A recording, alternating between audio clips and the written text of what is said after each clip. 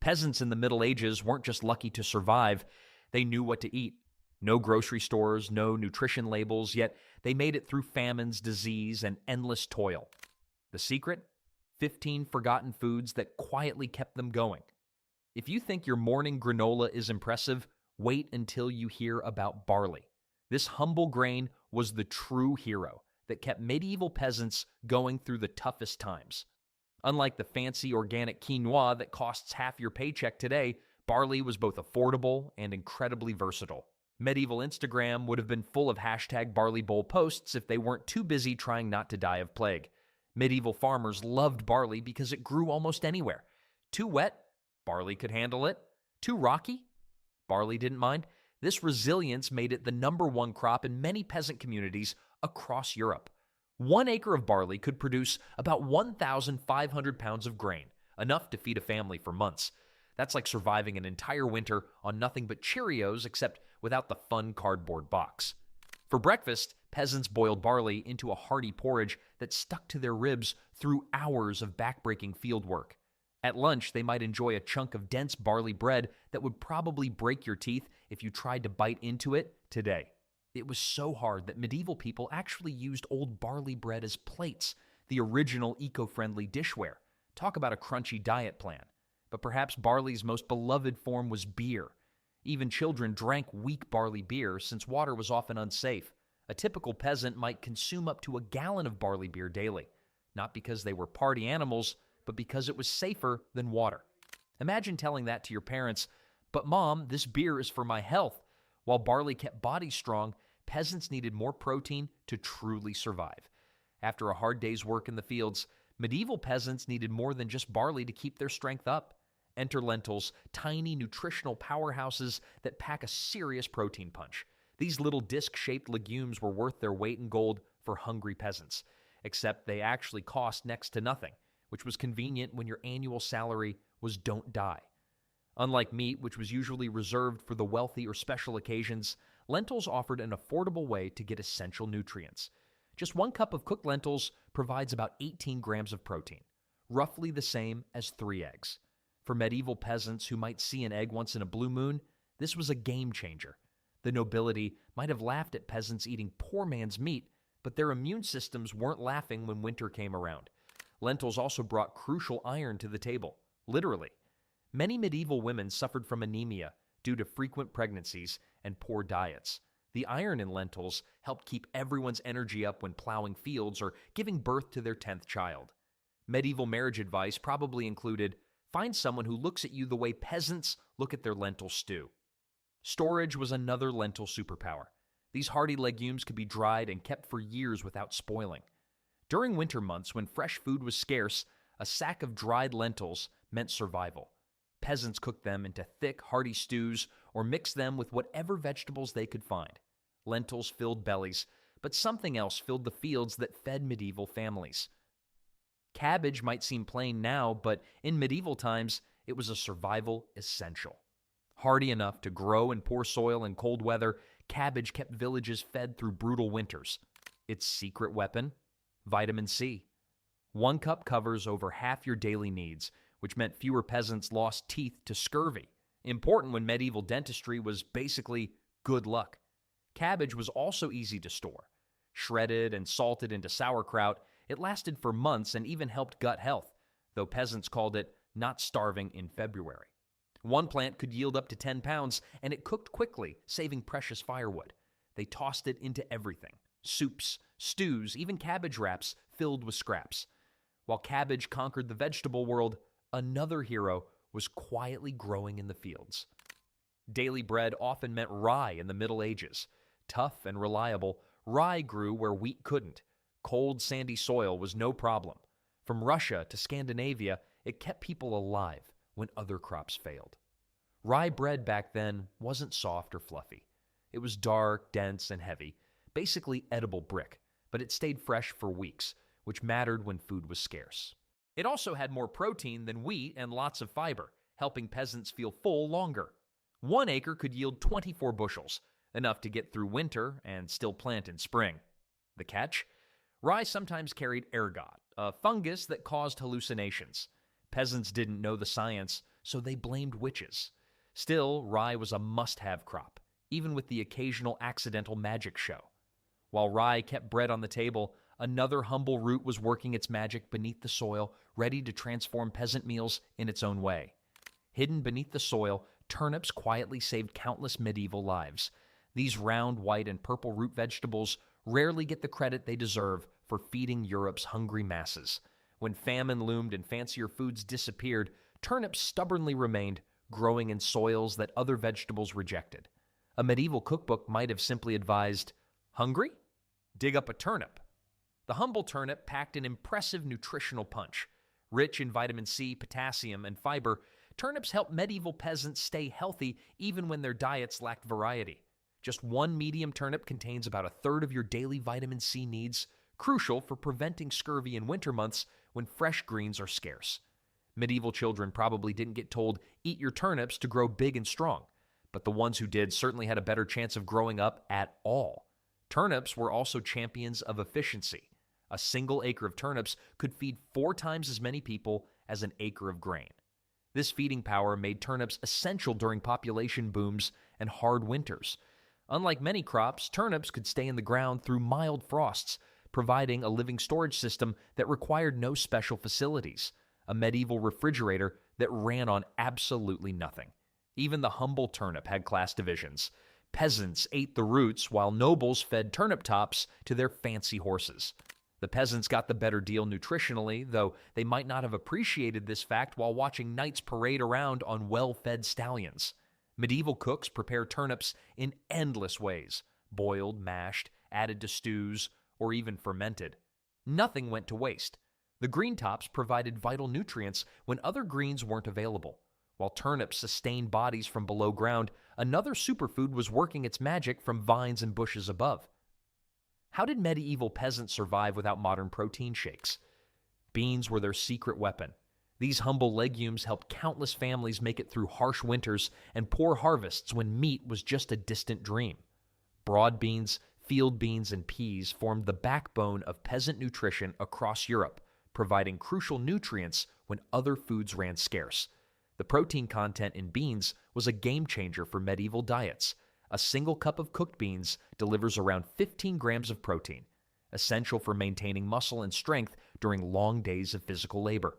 This protein boost was particularly important during winter months when hunting was difficult and meat became even rarer than usual on peasant tables.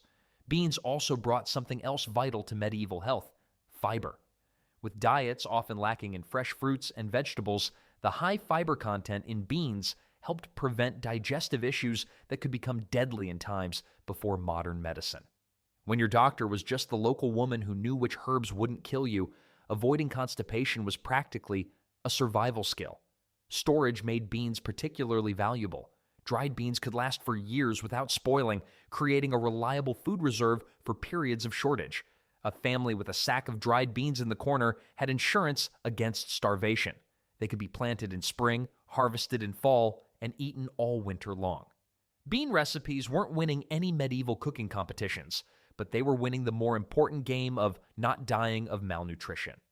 While beans kept peasants going strong, another portable snack grew abundantly in medieval orchards, bringing unexpected health benefits to those who munched on them. Long before prepackaged energy bars, medieval peasants reached for apples. These familiar fruits weren't the perfect, shiny specimens found in modern supermarkets, but rather small, tart varieties that grew wild or in simple orchards. What they lacked in size, they made up for in life-saving nutrition during the hungry months between harvests. Medieval apple varieties numbered in the hundreds, each with unique flavors and storage qualities. Unlike today's few commercial types, peasants knew exactly which apples stored well through winter and which needed to be eaten quickly or processed. Some varieties could last 6 months or more in proper storage, a critical food source when fields lay barren under snow. The nutritional profile of apples made them particularly valuable. Rich in antioxidants and fiber, they helped strengthen immune systems during cold winters. A medium-sized medieval apple provided quick energy with around 80 calories, energy that could make the difference between completing crucial chores or collapsing from exhaustion. Medieval work supervisors didn't say, "Take 5." They said, "Take an apple." the original energy drink that didn't leave you with weird heart palpitations. Nothing went to waste when it came to apples. Peasants pressed them for cider, dried slices for winter storage, cooked them into preserves, and even fed the cores and peels to livestock. Medieval apple pressing parties were probably the closest thing peasants had to nightlife. Come over Friday night, we're turning fruit into booze, was the hottest social invitation around. From keeping hunger at bay to preserving health, apples were everyday heroes in medieval life. But when peasants needed to add some protein to their diet, they often turned to a convenient source from nearby waters. Caught a fish lately? For medieval peasants, fishing wasn't just a weekend hobby, but a serious survival strategy. Fish provided crucial protein and nutrients that were otherwise hard to come by, especially for those living near rivers, lakes, or coastal areas. While meat from land animals was often reserved for the wealthy, waterways offered a democratic buffet where anyone with patience and basic equipment could catch dinner. Medieval fishing techniques were surprisingly effective despite their simplicity. Peasants used woven wicker traps, basic hooks carved from bone, and nets made from plant fibers to bring in their catch.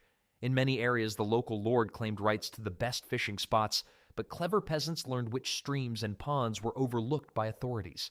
The original illegal downloading wasn't music. It was secretly catching fish in the lord's private pond at midnight. The nutritional benefits went far beyond just filling empty stomachs. Fish provided omega-3 fatty acids, which help brain development and reduce inflammation. Fatty fish like herring contained vitamin D, crucial for those living in northern regions with limited sunlight. Preservation techniques extended this valuable food source year-round. Smoking, salting, pickling, and drying fish created portable, long-lasting nutrition. Stockfish, air-dried cod, could last for years without spoiling and was so hard it had to be beaten with a hammer before cooking.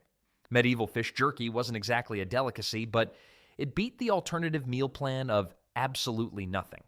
Rivers and oceans provided food security, but sometimes even more nourishment could be found right beneath peasants' feet, growing freely in fields and meadows. You try to kill them in your lawn, but medieval peasants treasured dandelions like gold. These bright yellow flowers that pop up everywhere were actually life-saving superfoods that helped countless people survive when food was scarce. For medieval families, seeing dandelions emerge in spring meant winter's hunger might finally end. What made dandelions special was their complete usefulness. Every single part could be eaten. The young leaves made nutritious spring salads, packed with vitamins A, C, K, and essential minerals. The yellow flowers could be turned into dandelion wine or added to salads. Even the roots could be roasted and ground as a coffee substitute or boiled for medicinal teas. One dandelion plant contains more vitamin A than a large carrot, crucial for vision health when you're trying to aim a bow at dinner. Medieval health influencers would have been all about dandelion detoxes if they weren't busy avoiding plague rats. The plant's diuretic properties helped flush toxins from the body, while its bitter compounds supported liver function, especially helpful after drinking that homemade medieval beer of questionable quality. Harvesting was straightforward. Just grab and pull. The timing mattered, though. Spring leaves tasted best before flowers appeared, when they were tender and less bitter. The roots were most nutritious when harvested in fall, when the plant stored energy for winter. While dandelions could be gathered almost anywhere, another wild plant offered healing powers that turned everyday meals into medicine. Garlic bulbs were the medieval version of a pharmacy, all wrapped up in papery skin. These pungent cloves did far more than flavor food. They were life-saving medicine in an age without antibiotics. A staple in cottage gardens across Europe, garlic grew easily, even in poor soil, and stored well through winter, making it the perfect peasant superfood. The health benefits that medieval people observed in garlic have since been confirmed by modern science. Compounds like allicin gave garlic powerful antibacterial properties that could help fight infections in an era when a simple cut could turn deadly. Fever, coughs, intestinal parasites, garlic was the go-to treatment for dozens of common ailments. Medieval doctors often prescribed garlic breath as medicine, which probably explains why their patients always kept a respectful distance. Eating just 1 to 2 cloves of raw garlic daily provided significant immune support. Many peasants wore garlic cloves around their necks during plague outbreaks, believing the strong smell would ward off disease. While hanging garlic didn't stop the Black Death, The regular consumption of this antimicrobial food likely did help some communities stay healthier than others. Garlic's culinary uses made medicine taste good. Its distinctive flavor transformed otherwise bland peasant meals of grains and vegetables into something worth eating. A few crushed garlic cloves could make even the humblest cabbage soup satisfying. Garlic butter spread on bread was both a tasty treat and a way to deliver medicine to reluctant children. Medieval Europeans didn't worry about garlic breath before a date. Bad breath was the least of your concerns when half your village had the plague. "Sorry, I can't kiss you tonight. I'm too healthy," was never a medieval excuse. While garlic protected peasants from disease, another humble grain protected them from hunger at the start of each day. Rise and shine medieval style. Oats were the alarm clock that got peasants out of bed and ready for a day of backbreaking labor. This humble grain might seem boring today, but for medieval families, a steaming bowl of oat porridge meant you had the strength to survive another day of feudal life. Oats grew where other grains struggled, thriving in cold, wet climates that would make wheat and barley shudder. The staying power of oats came from their impressive nutritional profile. Rich in complex carbohydrates, protein, and healthy fats, oats provided sustained energy that lasted through hours of field work. Each cup of cooked oats delivered about 6 grams of protein and 4 grams of fiber, nutrients that were hard to come by in the medieval diet. This high fiber content kept hunger at bay during long stretches between meals. Scotland and northern England particularly depended on oats, where the climate was too harsh for most other grains. A Scottish saying claimed people were strong in the arm and weak in the head from eating so many oats, a backhanded compliment that acknowledged their power to build physical strength. The English looked down on oat eaters until they needed Scottish soldiers to fight their battles. Funny how good nutrition suddenly seems less peasant-like when you need someone to swing a battle axe for you. Preparation was simple. Boil with water until thick, then add whatever extras might be available. Honey for the lucky, wild berries in summer, or just a pinch of salt for the truly poor.